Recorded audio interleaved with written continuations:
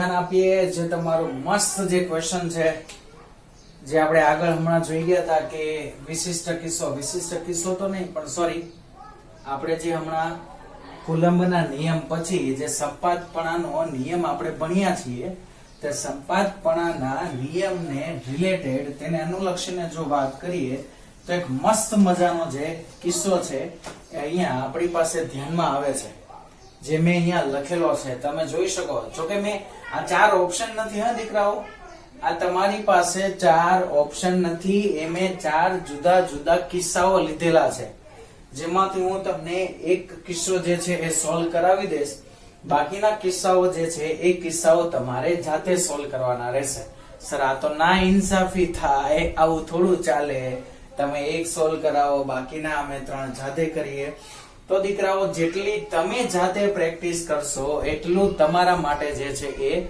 અગત્યનું રૂપ બનશે ઓકે કેમ કે મારે તો એક્ઝામ આપવાની છે નહીં એક્ઝામ તો કોને આપવાની છે એક્ઝામ તમારે આપવાની છે એટલે જેટલું તમે પ્રિપેર કરશો તમારી જાતે એટલું તમારા માટે અગત્યનું છે ઓકે ચાલો તો સ્ટાર્ટ કરીએ ચલો welcomes you to my video tutorial myself Viren and Maulia and let's started our today's session ચલો તો સ્ટાર્ટ કરીએ આપણું જે આગળનો સેશન હતો એ જ સેશન છે પણ એનો પાર્ટ નંબર 2 છે મેં ક્વેશ્ચન કઈ એવો બનાવેલો છે કે ભાઈ નીચે આપેલા કિસ્સાઓ માટે ત્રીજા વિદ્યુતભાર Q3 નું સ્થાન અને Q3 નું મૂલ્ય શોધો કે જેને કારણે તંત્ર સંતુલન અવસ્થામાં રહે તંત્ર કેવી અવસ્થામાં રહે સંતુલન અવસ્થા હવે સંતુલન અવસ્થા માટે આપણી પાસે એક વસ્તુ આપણને ખબર જ છે કે તંત્રને સંતુલન અવસ્થામાં રાખવું હોય એટલે કે F net ની જે આપણે વાત કરીએ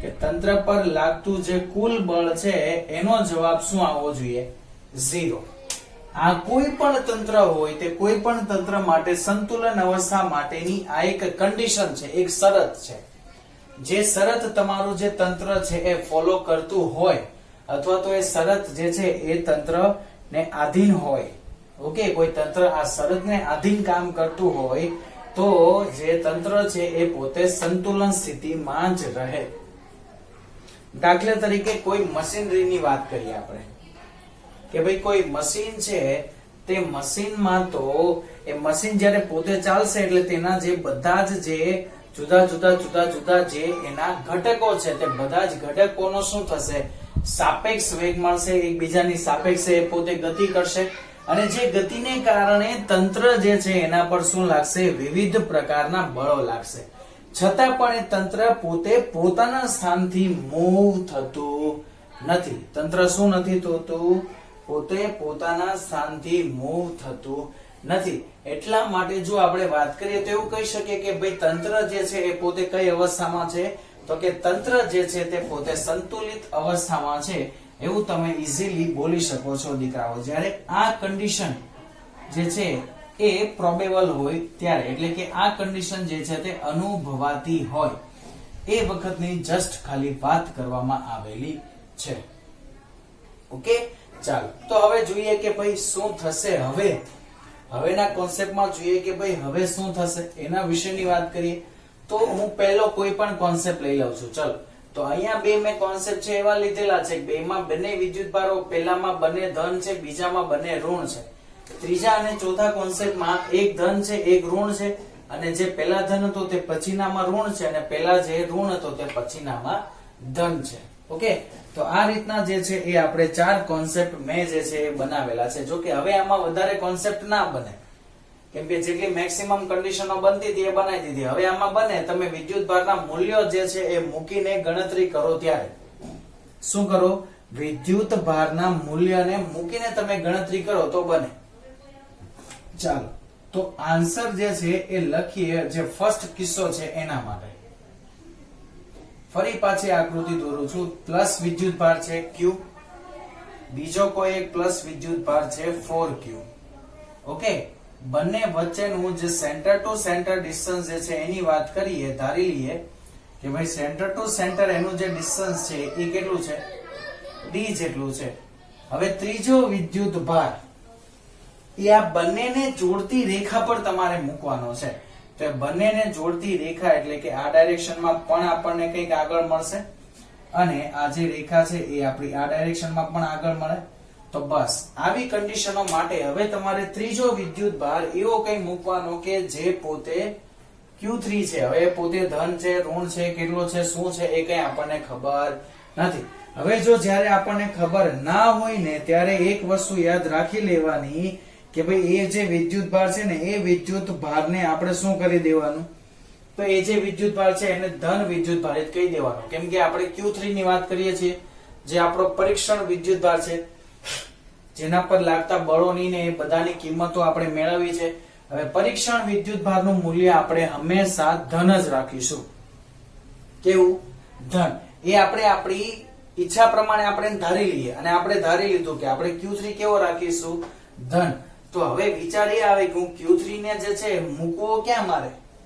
બંનેની વચ્ચે મૂકવું કે ડાબી બાજુ મૂકવું કે જમણી બાજુ મૂકવું કે મારે મૂકવો ક્યાં? કેમ કે આ બંને ઓલરેડી ધન છે અને ત્રીજો જે લાવીએ છીએ આપણે Q3 વિદ્યુત ભારની વાત કરીએ છીએ એ પણ આપણે શું લાવવાના છીએ? ધન લાવવાના છીએ.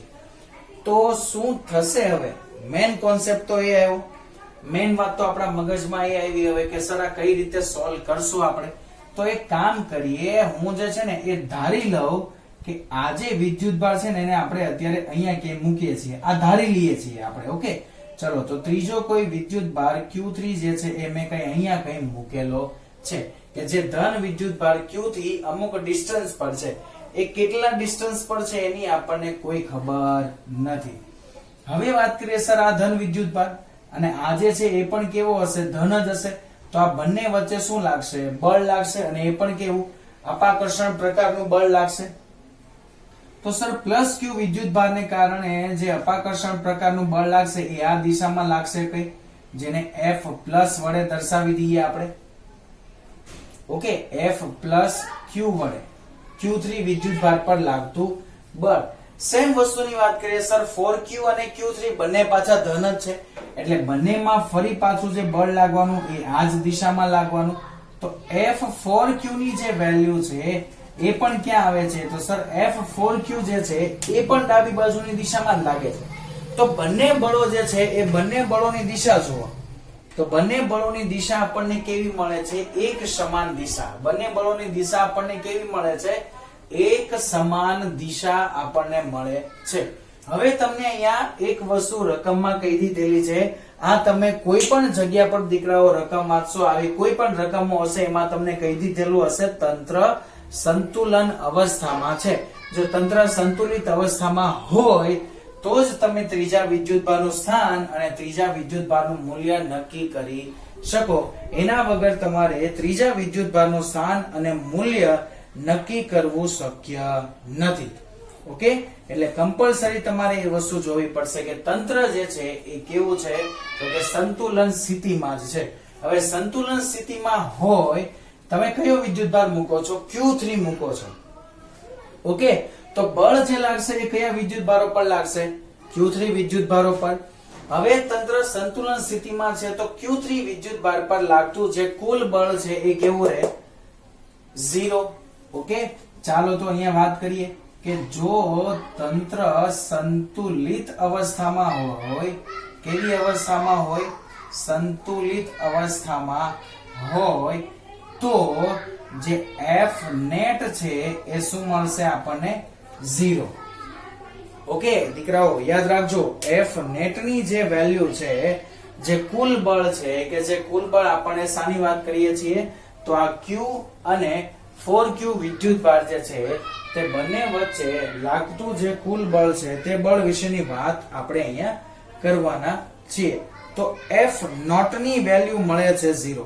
શાની વેલ્યુ 0 મળે છે? F નોટ ની વેલ્યુ 0. તો હવે હજુ આપણી પાસે અહીંયા ક્વેશ્ચન માર્ક એ આવ્યો કે સર F નોટ ની વેલ્યુ 0 છે. ઇટ્સ ઓકે, ચલો F નોટ ની વેલ્યુ શું છે?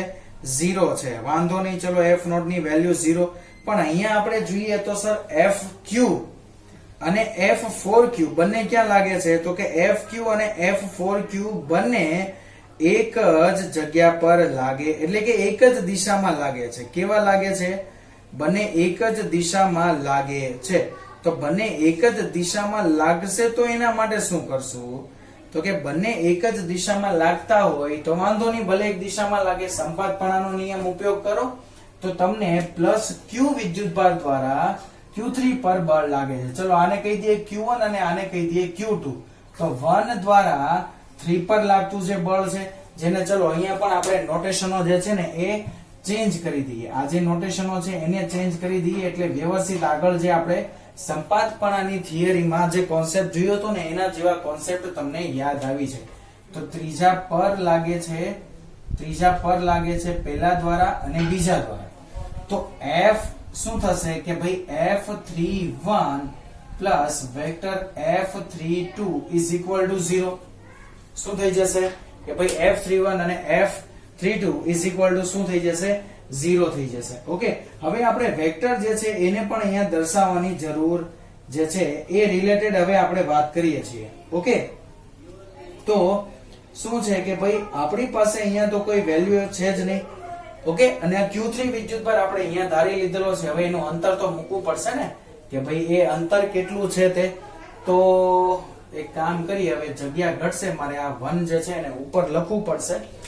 અહીંયા લખી દઉં છું. ઓકે, કયો આપણે સોલ્વ કરીએ છીએ? First part. તો Q1 થી કોઈ Q વિદ્યુતભાર થી આ જે અંતર છે એ કેટલું છે? x જેટલું છે. તો Q2 વિદ્યુતભાર થી એ અંતર કેટલું હશે? d + x જેટલું.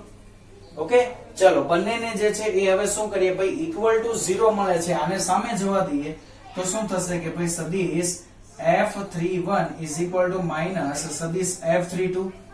તો આ બંને બળો જે છે એ કેવા હોય? પરસ્પર સમાન મૂલ્ય ને વિરુદ્ધ દિશાના, તો જ આ માઈનસ બનવાનું ને.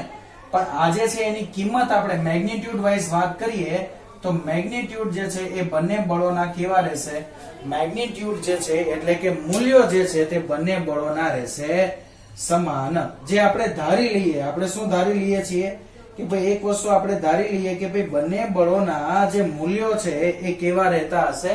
સમાન રહેતા હશે. તો ચલો શું આન્સર આવશે? તો F31 ની આપણે વાત કરીએ તો મળે કે Q1 Q3 ના છેદમાં Q1 થી Q3 સુધીનું જે અંતર છે એટલો કેટલું છે? x જેટલું, એટલે x નો વર્ગ ઇઝ ઇક્વલ ટુ આ શું મળશે? કે Q3 Q2. 3 પર 2 દ્વારા લાગતું બળ ને, અને 2 થી આ જે છે એ 3 સુધીનું ડિસ્ટન્સ કેટલું છે? d + x જેટલું છે. તો d + x હોલ સ્ક્વેર થશે. ચલો તો k Q3 કેન્સલ. શું બાકી બચ્યું? Q1. ચલો કરીએ અહીંયા સોલ્વ. તો બાકી બચ્યું અહીંયા Q1 ના છેદમાં x² બરાબર Q2 ના છેદમાં d + x whole square. Q1 ની વેલ્યુ છે q અને Q2 ની વેલ્યુ છે 4q. મૂકી દઈએ. ચલો q/x² is equal to 4q upon d plus x all square. આ કેન્સલ. ચલો હવે એક કામ કરીએ, બધાનું વર્ગમૂળ કાઢી લઈએ. એટલે અહીંયા શું થઈ જશે? Directly 1/x. અહીંયા 4 છે તો એનું વર્ગમૂળ 2. નીચે શું થઈ જશે? d plus x. આપી દો ક્રોસ ગુણાકાર. d plus x is equal to 2x. તો આપણે x ની કિંમત લાવવાની છે ને. શાની કિંમત લાવવાની છે? તો કે આપણે જે છે એ અહીંયા વેલ્યુ જે લાવવાની છે તે x ની કિંમત લાવવાની છે. ઓકે, કઈ કિંમત લાવવાની છે?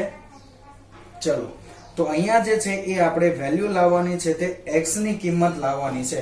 તો જોઈ લઈએ કે ભાઈ x ની કિંમત જે મળે છે તે શું મળશે તે. ઓકે, અને જે x ની કિંમત આવશે એ આપણો ફાઇનલ આન્સર. તો x ને અહીંયાથી સામે જોવા દો તો આ શું થઈ જાય? d બરાબર 2x માઈનસ x એટલે શું થશે? x. તો x is equal two d. તો આ જે અંતર છે એ કેટલું હોય? d જેટલું અંતર. અને એ x અંતર આપણે ક્યાંથી લીધેલું છે? તો x જે અંતર આપણે લીધેલું છે તે x અંતર આપણે લીધેલું છે ક્યાંથી? +q વિદ્યુતભાર છે ત્યાંથી. ઓકે, ક્યાંથી લીધેલું છે? આ જે x અંતર જે છે એ આપણે લીધેલું છે +q આપણો જે વિદ્યુતભાર બને છે ત્યાંથી. ઓકે, ચાલો તો આવી કોઈ કન્ડિશન જે છે તે આપણા માટે અવેલેબલ બને છે.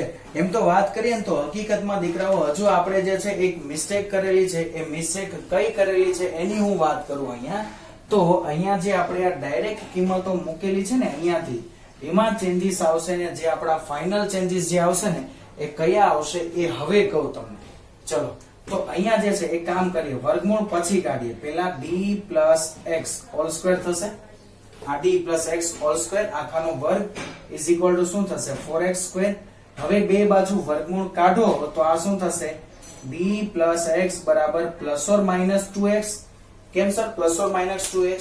કેમ કે +2x ની વેલ્યુ પણ 4x સ્ક્વેર થાય અને -2x ની સ્ક્વેર વેલ્યુ જે છે એ પણ શું થાય +4x સ્ક્વેર જ થાય. જ્યારે તમે આવો કોઈ ક્વેશ્ચન જોશો અને ક્વેશ્ચનમાં તમારામાં ઓપ્શનમાં હશે ને તો હમણાં જે મેં પહેલા ગણતરી કરીને આપેલી ને એ પણ ઓપ્શનમાં હશે x = d. તો એ વસ્તુ તો પોસિબલ જ નથી. એટલે કે ત્રીજો વિદ્યુતભાર તમે આ વિદ્યુતભાર ઉપર જ મૂકી દો છો? ના સર ના, એવી તો વસ્તુ પોસિબલ છે નહીં. યસ બેટા, તો એવો કોઈ કોન્સેપ્ટ જે છે એ પોસિબલ નથી. તો એ કઈ પોસિબલ નથી કોન્સેપ્ટ, તો હવે શું કરશો? તો કે આવી કોઈ વેલ્યુ જે છે એ તો આપણા પાસે પોસિબલ તો છે જ નહીં. તો એ કોઈ કોન્સેપ્ટ પોસિબલ નથી, તો એ સમયે શું કરીએ? તો કે એવો કોઈ કોન્સેપ્ટ પોસિબલ નથી ત્યારે વાત કરીએ આપણે કે ભાઈ આને જે બે રીતે લખી શકાય, d + x = +2x or d + x = -2x. Okay, શું થશે? +2x અને -2x બે કન્ડિશનો જે છે તે આપણા માટે અવેલેબલ બને. ઓકે, બે કન્ડિશનો જે છે તે આપણે જુદી જુદી જે છે એ લઈ શકીએ. ચલો તો એ કઈ બે કન્ડિશનો જે છે એની વાત કરીએ તો કઈ બે જુદી જુદી કન્ડિશનો જે છે એ આપણે લઈ શકીએ છીએ. ચલો તો એ જે કન્ડિશનો છે એ કન્ડિશનો વિશેની વાત કરીએ.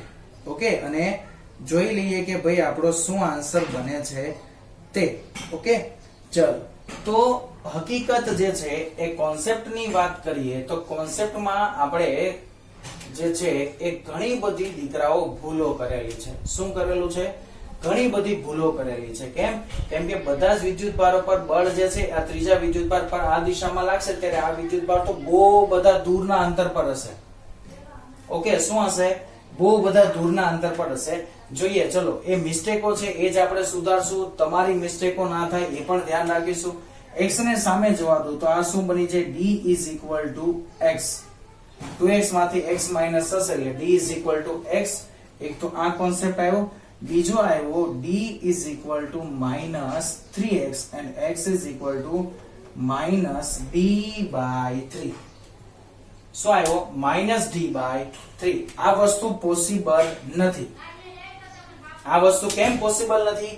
હમણાં પણ મેં તમને કીધું કે x ની વેલ્યુ d જેટલી હોય તો ત્રીજો વિદ્યુતભાર તમારો q2 વિદ્યુતભાર છે એની ઉપર જ બેસે. હવે આવું શક્ય છે? શક્ય જ નથી. કેમ કે ત્રીજો વિદ્યુતભાર પણ આપણે ધન વિદ્યુતભાર જ ધારેલો છે. કયો વિદ્યુતભાર ધારેલો છે? ધન વિદ્યુતભાર. ઓકે, અને જો એ ધન વિદ્યુતભાર આ બંને ધન વિદ્યુતભારો છે તો બંને વચ્ચે તો શું થાય? અપાકર્ષણ થાય. તો અપાકર્ષણ થવાના કારણે એ કોઈ પણ દિવસ ભેગો થશે નહીં. તો x ની કિંમત -d/3 ક્યારે આવે? તો તમે ઈઝીલી જોઈ શકો છો q વિદ્યુતભારથી આપણે કિંમત મેળવેલી હતી. ક્યાંથી? q વિદ્યુતભારથી. જેમાં આ તરફની કિંમત જુઓ, આપણે આપણી જે પરિસ્થિતિઓ છે એમાં આ તરફની કિંમત આપણે કેટલી લીધી? પ્લસ લીધી. તો આપણી સામેની બાજુની કિંમતો શું થાય? માઈનસ થાય. નો ડાઉટ અહીંયા આપણે જે છે એ યામાક્સ પદ્ધતિ કરતા ઊંધું કરેલું છે. આપણે ડાબી બાજુનું અંતર જો છે એ પ્લસ રાખેલું છે તો x ની કિંમત જે છે એ માઈનસ ક્યારે મળે? કે જ્યારે એ જમણી બાજુ તમે લઈ જાઓ. કેમ કે સંદર્ભ કયો છે? +q વિદ્યુતભાર છે તે આપણું સંદર્ભ છે. તો હવે આપણું જે કયા ડિસ્ટન્સ, તો ફાઇનલ આન્સર જે છે એ આપણો આવ્યો કે x ની વેલ્યુ જે છે અથવા તો q3 વિદ્યુતભાર છે એ ક્યાં હોય? અહીંયા ક્યાંય જે છે એ કોઈ બિંદુ ઉપર આપણો હકીકતમાં q3 વિદ્યુતભાર હશે અને જે હશે q વિદ્યુતભારથી d/3 જેટલા અંતરે. તો આ જે અંતર વધે એ અંતર કેટલું વધશે? 2d/3. ઓકે, એક જે છે એ d/3 હોય તો એમાંથી તમે d અંતર બાદ કરશો એટલે બીજું જે અંતર વધશે એ તમારું કેટલું અંતર વધશે? તો કે બીજું જે અંતર વધશે તે વધશે d/3 જેટલું અંતર. તો x ની કિંમત જે છે એ તમને મળે કે આ જે વિદ્યુતભાર છે એ તમને ક્યાં મળે? +q વિદ્યુતભારથી d/3 જેટલા અંતરે 4q તરફ. કઈ તરફ? 4q તરફ. આ બાજુ નહીં, કેમ કે આ બાજુ તો આ મળવાનું જ નથી. બંને જે છે એ અપાકર્ષણ પ્રકારના જ બળો લાગે છે, એટલે આ બાજુની સાઈડમાં ક્યાંય તમને મળશે નહીં. તો આ તમારો અહીંયા અંતરનો જે છે એ ભાગ થઈ ગયો કમ્પ્લીટ. ઓકે, સાનો ભાગ થઈ ગયો કમ્પ્લીટ? અંતર વિશેનો. હજુ આપણે લાવવાનું છે ત્રીજું કે q/3 નું મૂલ્ય. હવે q/3 પર અહીંયા જે છે એ આપણે સંતુલન અવસ્થા ઓલરેડી લઈ લીધી કે q/3 પર અહીંયા કોઈ પણ પ્રકારના બળો હવે લાગતા નથી. હવે ત્યાં q/3 પોતે કેવી, હવે આજે આખું તંત્ર જ છે તે આખું તંત્ર કેવી પરિસ્થિતિમાં થઈ ગયું? આખું જ તંત્ર છે એ તંત્ર પોતે સંતુલન અવસ્થામાં થઈ ગયું. શું થઈ ગયું? કે આખું જ જે તંત્ર છે તે તંત્ર કેવું થઈ ગયું? સંતુલન અવસ્થામાં. હવે આ જે તંત્ર આખું સંતુલન અવસ્થામાં હોય તો ત્રીજા દ્વારા પહેલા પર અને બીજા દ્વારા પહેલા પર લાગતું અથવા તો પહેલા ને ત્રીજા દ્વારા બીજા પર લાગતું બળ છે એને શું કરો તમે? 0 ધારવું પડે. કેમ સર q3 પર 0 નથી લીધું? કેમ કે q3 પર ઓલરેડી 0 અહીંયા ગણતરી થઈ ગઈ. આ f net 0 છે એ કોના માટે? કે જ્યારે q3 પર જે છે એ કુલ બળ 0 છે એના માટેની વાત કરેલી છે. તો q3 પર તો ઓલરેડી 0 એકવાર આપણે લઈ જ લીધેલો છે, તો બીજી વાર હવે એ વસ્તુની ગણતરી કરવાની થાય નહીં. ઓકે, જો કે આ બે કોન્સેપ્ટ છે, મેં બંને કોન્સેપ્ટ એક જ ક્વેશ્ચન ની અંદર જે છે એ ભેગા કરીને આપેલા છે, એટલે થોડું ઘણું આમ તેમ થશે, પણ બંને જે છે એ જુદા જુદા કોન્સેપ્ટ છે, એક જ કોન્સેપ્ટ નથી. હવે વાત કરીએ કે ભાઈ q3 નું મૂલ્ય લાવવું છે. તો q3 ના મૂલ્ય માટે જે છે એ આપણે ધારી લઈએ. આજે કે છે આને હું કરી દઉં છું રિમૂવ. ઓકે, અને આનો જે ફાઇનલ આન્સર છે એ તમને તો અહીંયા મળી જ ચૂકેલો છે. જે ડાયરેક્ટ અહીંયા હું લખી દઉં છું કે ભાઈ d = x/3 અંતર મળે. કેટલું મળે? x = d/3. ઊંધો લખો ને, શું મળશે? x નું જે ડિસ્ટન્સ છે, જે x ડિસ્ટન્સ એ આપણને કેટલું મળશે? તો એ x ડિસ્ટન્સ જે છે એ મળશે d/3 જેટલું. ઓકે, ચલો હવે વાત કરીએ q3 ના મૂલ્ય માટે. શું વાત કરીએ? q3 ના મૂલ્ય માટે ધારો કે q1 પર લાગતું કુલ બળ 0 છે. શું કરી દઈએ? q1 ઉપર લાગતું જે કુલ બળ છે એને હવે 0 દર્શાવી દઈએ. તો કોના કોના દ્વારા લાગશે? 2 અને 3 દ્વારા લાગશે. તો q1 પર 2 અને 3 દ્વારા, તો જેના દ્વારા હોય તે પાછળ તો 1 પર લાગે છે, તો f12 f13 = 0. ઓકે, ચલો હવે તો તમારી પાસે અંતરો છે. ઓકે, આ અંતર કેટલું છે? d/3. અને આ અંતર કેટલું છે? q2 થી q1 સુધીનું d જેટલું અંતરો તો છે જ, એટલે હવે તો કોઈ ટેન્શન છે નહીં. તો આ જે છે એને સામે જોવા દઈએ તો f12 બરાબર શું થઈ જશે? f13. મૂલ્યો બંનેના કેવા હશે? ઇક્વલ હશે ને. જો વેક્ટર વાઇઝ તમે અહીંયા લેશો તો વેક્ટર વાઇઝ જેમ અહીંયા માઈનસ આવ્યો એમ જ માઈનસ આવશે, પણ મૂલ્યો તમે બંનેના લેશો ત્યારે મૂલ્યો વાઇઝ જે છે એ તમે એને માઈનસ જે છે એ મૂકવું હોય તો પણ ચાલે, અને માઈનસ જે છે એ ના મૂકો દીકરાઓ તો પણ ચાલશે. ઓકે, તો ડિસ્ટન્સ વાઇઝ જે છે એ આપણને વેલ્યુ મળી ગઈ. હવે આપણે શું કરવું છે ભાઈ? વિદ્યુત ભારનું મૂલ્ય જે છે એ ફાઇન્ડ કરવું છે. એક કામ કરીએ, ચલો હવે આ જે છે ને એને હજુ અત્યારે આપણે મૂલ્ય વાઇઝ જ આખા લખતા જઈએ. બંને બળોનો જે સરવાળો છે એ શું થઈ જાય છે? 0. ઓકે, તો f12 + f13 = 0. f12 ની વેલ્યુ મૂકીએ તો શું મુકાશે? k q1 q2 divided by r12 r12 r12 r12 1 થી 2 સુધીનું ડિસ્ટન્સ કેટલું છે? 1 to 2 સુધીનું ડિસ્ટન્સ છે d, તો d². ઓકે, શું થશે? d² plus k q1 q3 divided by d²/9 = 0. કેમ d²/9? કેમ કે d/3 છે. 1 અને 3 વચ્ચેનું અંતર છે d/3 એનો વર્ગ એટલે d²/9. 9 જે છે એને ઉપર લઈ જઈએ, k q1 કોમન નીકળી જશે. ચલો અહીંયા ગણતરી કરીએ તો k q1 જે છે એ કોમન, અહીંયા શું બાકી બચ્યું? q2/d² પ્લસ અહીંયા શું બાકી બચ્યું?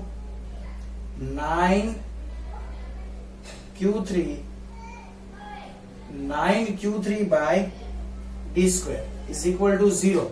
આને સામે મોકલી દો એટલે એ તો 0 થઈ જવાનું.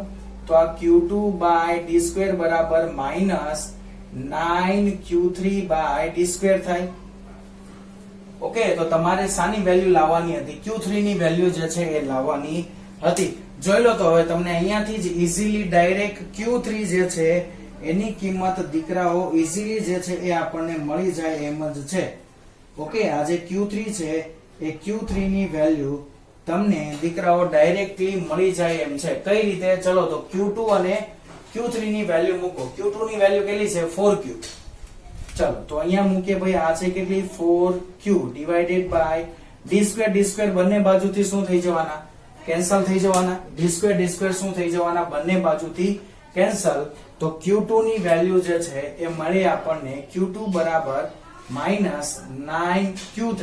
તો Q2 ની વેલ્યુ કેટલી છે? 4Q is equal to minus 9Q3. so that the Q3 is equal to શું આવશે? minus 4 by 9Q. ઓકે, તો Q3 ની કિંમત જે છે એ તમને મળી minus 4Q by 9. બોલો દીકરાઓ, ખબર પડી કઈ? ઓકે, ચલો હવે હું જે છે એ આ ક્વેશ્ચન ને રિલેટેડ, આ જે ક્વેશ્ચન છે તે ક્વેશ્ચન ને રિલેટેડ એની એક હું તમને અહીંયા શોર્ટકટ કી આપવામાં માંગુ છું. ઓકે, કે આવો કોઈ ક્વેશ્ચનો હશે તો એની શોર્ટકટ કી શું બની શકે. અને દીકરાઓ ટેન્શન ના લેશો, એ જે શોર્ટકટ કી છે એ શોર્ટકટ કી હું જે તમારો વિડિયો લેક્ચર આવડો આજે બનશે તે વિડિયો લેક્ચરમાં છેલ્લે એક ફોટોગ્રાફ સ્વરૂપે પણ એ વિડિયોની અંદર હું તમને એડ કરીને મૂકી દઈશ. ઓકે, કે જેના આધારે તમે એ વ્યવસ્થિત તમે જોઈ શકો, શોર્ટકટ કી તમે લખી શકો. તમારે લખવી હોય તો અત્યારે હું બોલું છું એના આધારે પણ તમે લખી શકો, અને જો એ રીતે ના લખાય તો હું જે છે એ ફોટોગ્રાફ મૂકીશ, એમાંથી પણ તમે જોઈને લખી શકશો. ઓકે, ચાલો જો હવે એના માટેની એક વાત છે કે તંત્ર જે છે એ તમારે યાદ રાખવાનું. 3 જુદા જુદા જે છે એ ગોલ્ડન કીવર્ડ છે દીકરાઓ. તંત્ર જ્યારે સજાતીય વિદ્યુત ભારોનું બનેલું હોય, કેવું છે? જો Q 4Q Q Q બંને ધન હોય કે બંને ઋણ હોય એના માટેની વાત કરું છું. ઓકે, કે જ્યારે આ બંને વિદ્યુત ભારો ધન હશે અને બંને વિદ્યુત ભારો ઋણ હશે ત્યારે તમને જે આ વેલ્યુ મળશે એ શું મળશે? તો કે Q3 જે છે એ Q3 હંમેશા ક્યાં હોય? એ બંનેને જોડતી રેખા અથવા તો એ બંનેના વચ્ચેના ભાગમાં ગમે ત્યાં હોય. એવું જરૂરી નથી એક્ઝેક્ટ સેન્ટર પર હોય. ઓકે, તો એ બંનેના વચ્ચેના ભાગમાં ગમે ત્યાં જે ત્રીજો વિદ્યુત ભાર છે એ હશે. અને જ્યારે આ જે તંત્ર છે એ વિજાતીય વિદ્યુત ભારોનું હોય. આ 3 કોન્સેપ્ટ તમારે હવે જાતે સાબિત કરવાના છે દીકરાઓ. આ વિજાતીય વિદ્યુતભાર વાળો કોન્સેપ્ટ તમે જાતે સાબિત કરશો એટલે તમને ખબર પડશે કે જ્યારે વિજાતીય વિદ્યુતભારોનું તંત્ર હોય ત્યારે જે ત્રીજો વિદ્યુતભાર જે છે એ હંમેશા ક્યાં હોય? બંનેને જોડતી રેખાના બહારના ભાગમાં. હવે સર બહારના ભાગમાં તો બે બાજુ થાય. એક બાજુ જે છે એ મોટો વિદ્યુતભાર છે, જુઓ 4Q, અને બીજી બાજુ જે છે તે નાનો વિદ્યુતભાર છે. ઓકે, તો વિજાતીય વિદ્યુતભારો હોય ત્યારે શું હોય કે Q3 ની જે આપણે વાત કરીએ કે Q3 જે છે એ ક્યાં હશે? આ જે વિદ્યુતભારો છે એ વિદ્યુતભારોની રેખા પર હશે. ક્યાં હશે? આ વિદ્યુતભારોની રેખા પર. ઓકે, અને એ પણ હવે કઈ બાજુ હશે એની વાત કરીએ તો ત્યારે જે વિદ્યુતભાર છે તે વિદ્યુતભાર જે તમારો મોટો વિદ્યુતભાર છે કે નાનો વિદ્યુતભાર એની આજુબાજુમાં ક્યાં હશે ને એના માટે હવે બીજો આ બંનેમાંથી કોઈ એક કોન્સેપ્ટ જે છે એ સોલ્વ કરીએ એટલે આપણને ઈઝીલી ખ્યાલ આવી જાય. ઓકે, ચાલો હવે આટલું બધું ડીપમાં અત્યારે જે આ કોન્સેપ્ટમાં ભણેલા હતા એટલું બધું ડીપમાં જવાની કોઈ જરૂર છે નહીં. ફટાફટ જે છે એ આપણે ખાલી મેથેમેટિકલ કેલ્ક્યુલેશન કરી દઈશું, અને એ પણ ફક્ત એનું મૂલ્ય કેટલું છે Q3 નું એ તો તમને જાતે શોધી લેશો. ક્યાં છે એના માટેની શોર્ટકટ કી બનાવવા માટે હું ફક્ત વાત કરું છું. ઓકે, ચલો તો ધારી લઈએ કે ભાઈ ચલો ફોર્થ કોન્સેપ્ટ છે લઈ લઈએ -Q વિદ્યુતભાર. ચલો શું કરીએ? ફોર્થ કોન્સેપ્ટ જે છે એ લઈ લઈએ -Q વિદ્યુતભાર, અને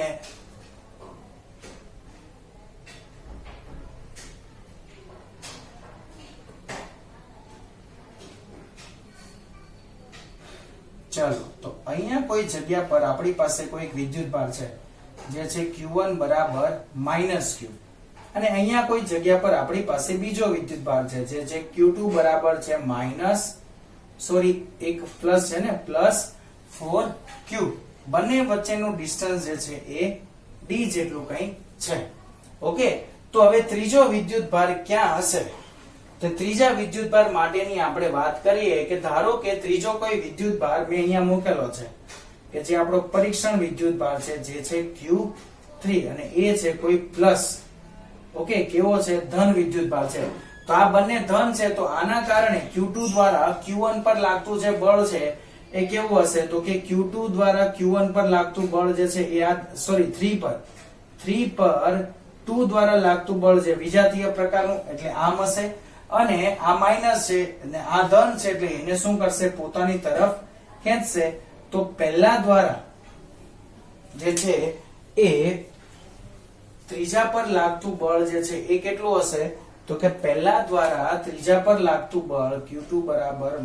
+4Q તો આ જે છે એ છે ત્રીજા પર પહેલા દ્વારા લાગતું બળ જે છે તે તો બંને બળો ઓલરેડી પરસ્પર જે છે એ વિરુદ્ધ દિશાના જ આવી ગયા ઓકે બંને બળો શું આવી ગયા બંને બળો જે છે એ દીકરાઓ ઓલરેડી તમારા સમા આવી ગયા વિરુદ્ધ દિશા જે છે એમાં જ આવી ગયા તો હવે બંને બળો જ્યારે વિરુદ્ધ દિશામાં હશે ત્યારે શું થશે એની વાત કરીએ ઓકે શું છે કે બંને બળો ઓલરેડી વિરુદ્ધ દિશામાં છે તો વિરુદ્ધ દિશામાં હશે તો કુલ સરવાળો તો અચળ રહેવાનો ઓકે તો એક પ્લસ હશે એક બાજુનું ચાલો કે ડાબી બાજુનું જે છે એને આપણે પ્લસ કહી દઈએ અને આ જે અંતર છે +4Q વિદ્યુતભારથી ધારો કે x જેટલું છે તો અહીંયાથી કેટલું થશે d + x જેટલું થશે ઓકે ચલો તો F31 ઓલરેડી નેગેટિવ છે તો એને માઈનસ જ લઈ લઈએ તો -F31 + F32 = 0 આને સામે લઈ જાઓ તો ભાઈ F31 = શું થશે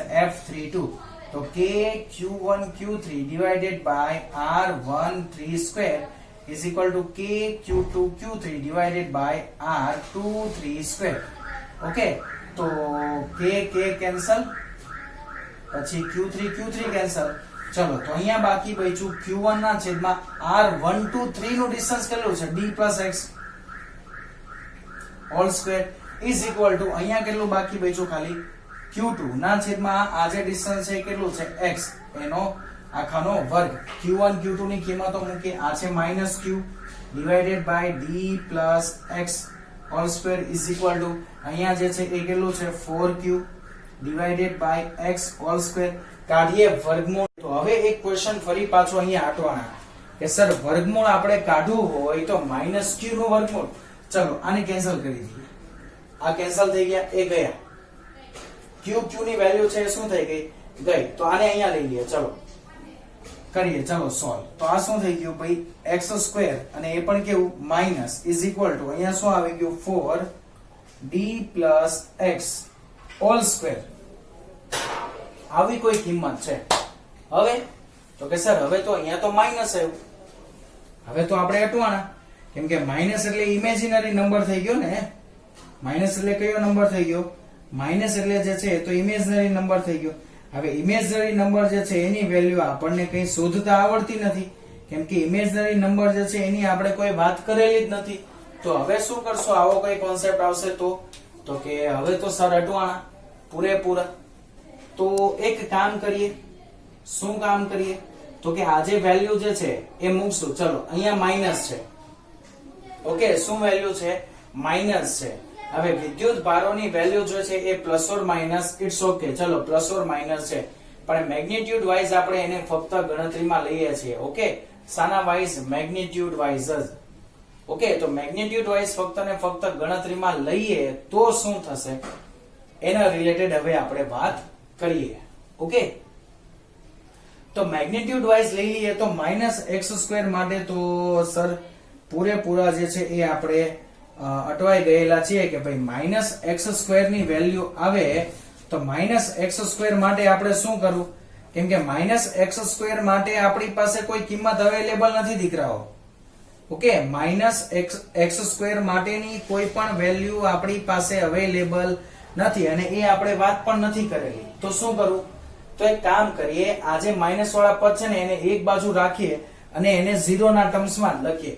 એટલે કે આ જે છે એને સામ સામે આપણે લઈ ગયા ને ઇક્વલ ટુ ના ફોર્મમાં. એને ઇક્વલ ટુ ના ફોર્મમાં અત્યારે નથી લઈ જવા, એને જે છે ને હજુ સિમ્પલ ફોર્મેટમાં આને પ્લસ ને પ્લસ આ સાઈડ જ રવા દઈએ, સામે 0 જ રાખીએ. ચલો તો આ શું થશે કે q1 q3 ડિવાઇડેડ બાય 1 થી 3 સુધીનો distance, okay, d plus x whole square plus k q2 q3 divided by x square equal to 0. k common q3 common સામે વહી ગયા 0. બાકી બચ્યું અહીંયા q1 ના છેદમાં d plus x આખાનો વર્ગ પ્લસ અહીંયા બાકી બચ્યું, ઓકે. ચલો આપણે બળના જે મૂલ્યો છે એ બળના મૂલ્યો વાઇઝ પણ આપણે અહીંયા જે છે એ લખવાનું છે. શાના મૂલ્યો વાઇઝ? બળના જે મૂલ્યો છે તેને અનુલક્ષીને. ઓકે, ચલો તો આને પ્લસ જ રાખીએ, મૂલ્યો વાઇઝ રાખીએ, મૂલ્યો ધન જ રાખીએ. સદિશ વાઇઝ રાખશો તો જે છે એ મૂલ્યો કેટલા રહેશે તમારા? બદલાતા રહેશે. ઓકે, ચલો તો આ જે છે એ ફક્ત ફક્ત આપણે શાના વાઇઝ રાખીએ છીએ? મૂલ્યો વાઇઝ રાખીએ છીએ. તો ત્રીજા પર લાગતું જે બળ છે કેમ મૂલ્યો વાઇઝ? કેમ કે અહીંયા નીચે જુઓ આપણે ક્યાંય સદિશ જે છે એ યુઝ કરતા નથી, તો ફક્ત મૂલ્યો દર્શાવીએ છીએ તો મૂલ્ય તો ધન જ રહેવાનું. ઓકે, તો અહીંયા બાકી શું બચે છે? q2 ના છેદમાં નીચે આવ્યું x નો વર્ગ. હવે q1 q2 ની વેલ્યુ મૂકી દો. ચલો આ શું છે? -q divided by d plus x whole square અને આ છે 4q, ઓકે, અહીંયા છે 0 divided by x square is equal to 0. હવે શું કરો? તો આ સ્ટેપ સામે જતું રહે ને, માઇનસ છે સામે મોકલી દો, પ્લસ થઈ જશે. તો q divided by d plus x whole square is equal to 4q divided by x square. Okay, 4q divided by શું છે? 4q divided by x square. આ માઇનસ વાળા સ્ટેપને સામે લઈ ગયા એટલે પ્લસ થઈ ગયું. આ ગાયબ થઈ ગયા. વર્ગમૂળ કાઢો. 1/d plus x is equal to plus or minus 2 divided by x. કરો સાદુરૂપ આપો અહીંયા. તો આ જે વેલ્યુ છે એ હવે સર એકવાર +2 જે છે એ મલ્ટીપ્લાય થાય અને બીજી વાર જે છે એ શું મલ્ટીપ્લાય થાય? -2 મલ્ટીપ્લાય થાય. ઓકે, શું મલ્ટીપ્લાય થશે? એકવાર જે છે તે +2 મલ્ટીપ્લાય થશે અને એકવાર જે છે એ -2 મલ્ટીપ્લાય થશે. તો શું કરશો હવે એના માટે? અથવા તો જો નોર્મલી હજુ આને જે છે ને સિમ્પલ ફોર્મેટમાં લાવવું હોય ને તો હજુ જે છે ને આને એક કામ કરી દઈએ, હજુ આને ગુણોત્તરના સ્વરૂપમાં લઈ લઈએ. એટલે x સ્ક્વેર ને ઉપર લઈ લો. ચલો અહીંયા તો x square divided by d plus x આખાનો સ્ક્વેર બરાબર 4. હવે બંને બાજુ વર્ગમૂળ કાઢો તો x ના છેદમાં d plus x is equal to plus or minus 2 મૂકીએ. ચલો +2 મલ્ટીપ્લાય કરો ને -2 મલ્ટીપ્લાય કરો. શું જવાબ આવે જોઈએ? x is equal to 2d plus 2x. Okay, અને બીજી જે વેલ્યુ છે એ અહીંયા લખી દઉં છું. ચલો ઓર કરીને બીજું શું આવશે? x is equal to -2d -2x. -2x આ બાજુ આવશે એટલે 3x is equal to -2d, then x is equal to -2/3d. શું થશે? -2/3d. ઓકે, અને અહીંયા જે છે એ આને તમે આ બાજુ લાવશો એટલે -x બરાબર 2d, સો x બરાબર આવશે -2d. ઓકે, તો તમને બે વેલ્યુ જે છે એ અહીંયા તમારી મળી. આગળના ક્વેશ્ચનમાં આપણને જે વેલ્યુ મળતી હતી એ વેલ્યુ ફક્ત એક જ મળતી હતી. કેમ? બીજામાં તો એના પર જ આપણે ફિક્સ બેસાડતા હતા, જે ફિક્સ બેસાડવો પોસિબલ નહોતો. ઓકે, હવે અહીંયા જે છે તમને વેલ્યુ મળી એક તો x બરાબર -2d, એટલે કે આ જે 4q છે ને તે 4q થી 2d, એટલે કે અહીંયા કંઈક તમે લઈ લો ને ક્યારે પણ જ્યારે વિજાતીય વિદ્યુત ભારો હોય ત્યારે. ક્યારે? વિજાતીય વિદ્યુત ભારો હોય ત્યારે. ઓકે, તો વિજાતીય વિદ્યુત ભારો હોય એના માટે જો તમે અહીંયા લઈ લો તો સર તમને Q3 ની જે વેલ્યુ છે એ વેલ્યુ ક્યાં મળી? બે જુદા જુદા અંતરે Q3 ની વેલ્યુ મળે. ધારી લો કે એક કોઈ અહીંયા છે જે કેટલા અંતરે? d જેટલા અંતરે છે. ઓકે, સોરી 2d જેટલા અંતરે. d તો આટલું છે ઓલરેડી, d બીજું કે જ્યાં આપણને Q3 વિદ્યુત ભારની એક વેલ્યુ મળે છે અને બીજું મળ્યું -2/3, એટલે કે અહીંયાથી 2/3 જેટલા અંતરે અહીંયા ક્યાંય આ જે છે એ ત્રીજા વિદ્યુત ભારની બીજી વેલ્યુ. હવે તમે અહીંયા જુઓ દીકરાઓ તો બંને વેલ્યુ જે છે એ તમે ઈઝીલી જોઈ શકો છો કે કોની નજીક છે? જે નાનો વિદ્યુત ભાર છે ને એની નજીક છે. ઓકે, પછી એ પ્લસ ઓર માઇનસ વિદ્યુતભાર કોઈ પણ હોય તે ચાલે, પણ આ જે વિદ્યુતભાર જે છે એ કોની નજીક છે? તો કે જે ત્રીજો વિદ્યુતભાર છે એ જ્યારે તમે કોઈ એક નાનો વિદ્યુતભાર છે એ નાના વિદ્યુતભારની નજીક આવશે. ઓકે, તો આ તમારો બીજો ગોલ્ડન પોઈન્ટ થઈ ગયો. સજાતીય હોય ત્યારે તો ક્યાં હોય? બે વિદ્યુતભારોની વચ્ચે. વિજાતીય હશે ત્યારે બે વિદ્યુતભારોની વચ્ચે અથવા તો વિદ્યુતભારની બહારના ભાગમાં ગમે ત્યાં હોઈ શકે. વચ્ચે પણ હોઈ શકે અને બહારના ભાગમાં પણ ગમે ત્યાં હોઈ શકે. અને બંને માટે એક ચીજ કોમન, બંને માટે એક વસ્તુ કોમન, એ કોમન કે ત્રીજો વિદ્યુતભાર જે છે તે હંમેશા નાના મૂલ્ય ધરાવતા વિદ્યુતભારની નજીક હોય. કયા વિદ્યુતભારની નજીક હોય? નાના મૂલ્ય ધરાવતા વિદ્યુતભારની નજીક. ઓકે, એટલે હવે ત્યારે તમે કોઈ પણ એમસીક્યુ જુઓ, કોઈ પણ એમસીક્યુ તમે દીકરાઓ સોલ્વ કરો. મેં જો તમને એક આ ફર્સ્ટ સોલ્વ કરીને આપેલો છે અને ફોર્થ સોલ્વ કરીને આપેલો છે. 2 ને 3 તમારે જાતે કરવાના છે. ઓકે, હવે કોઈ પણ એમસીક્યુ જે છે એ દીકરાઓ તમે સોલ્વ કરો. એ એમસીક્યુ માં તમારે એક વસ્તુ ધ્યાન રાખવાની કે અંતર જે છે એ જે નાનો વિદ્યુતભાર જે છે તે નાના વિદ્યુતભારની નજીકમાં અંતર આપણું આવવું જોઈએ. એ આપણો ફાઇનલ આન્સર આવશે. સાચો જવાબ તો જ આવશે.